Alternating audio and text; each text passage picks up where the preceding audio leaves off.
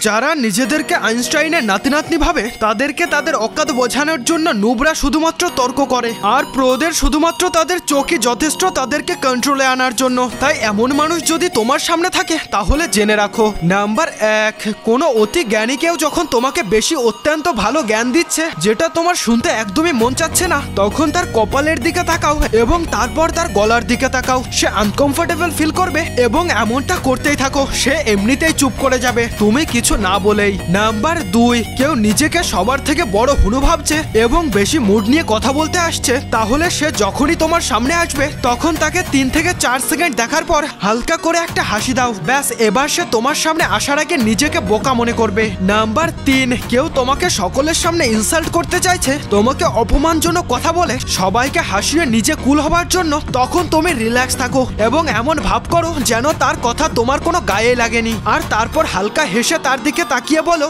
তোকে সার্কেজের জোকারের রোলে অনেক ভালো মানাবে। ব্যাস এরপরেই দেখো খেলা। আর হ্যাঁ, বন্ধু মনে করে সাবস্ক্রাইব করতে পারো, আমি কাউকে জোর করব না।